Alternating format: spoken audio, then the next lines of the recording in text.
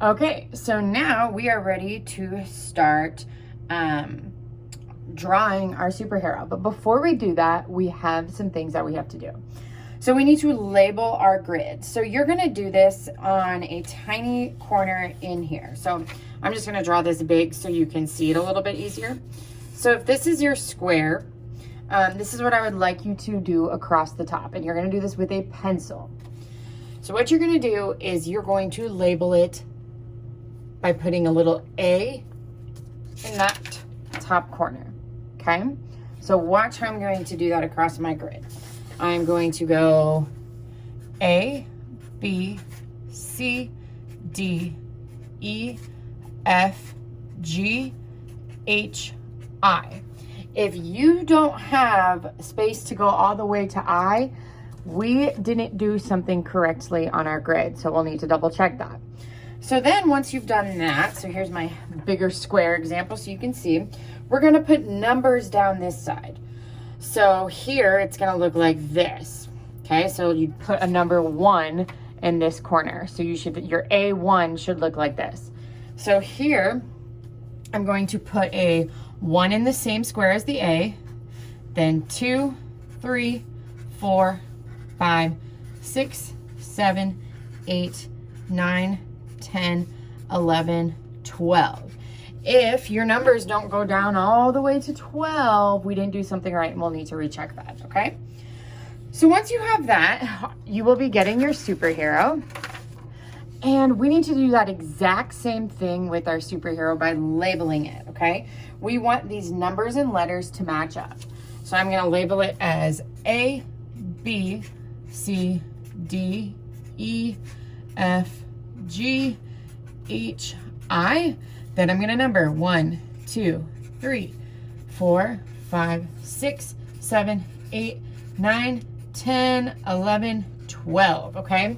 Now what you will notice is that this paper is a little bit smaller than the paper we're drawing on, okay? So you'll see that this bottom part, probably on your superhero, is a little bit cut off. It's not a full square. That's okay, you'll just be able to extend the bottom, okay? So now that we have that set up, we are ready to start drawing. And the reason why we lettered and numbered this is to help us kind of put the puzzle pieces together, okay? So let me show you how we might get started on this. So if I'm looking over here at A1, I'm going to put whatever's in A1 on my reference photo here of my superhero into this space here. Guess what? There's nothing there, so that's pretty easy. Okay, so some of these are going to be left blank. So I don't have anything in my drawing until C1, okay? So what I'm going to do is I'm going to do my best to draw exactly what I see in this square.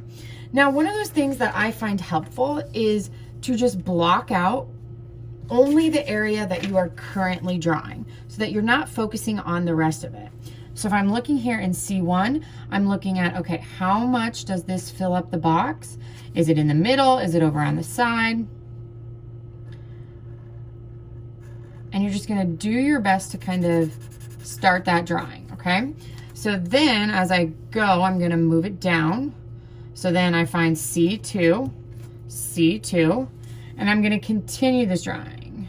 Now I already started mine a little too big. But you'll continue. So for this area, like you're gonna be using pencil.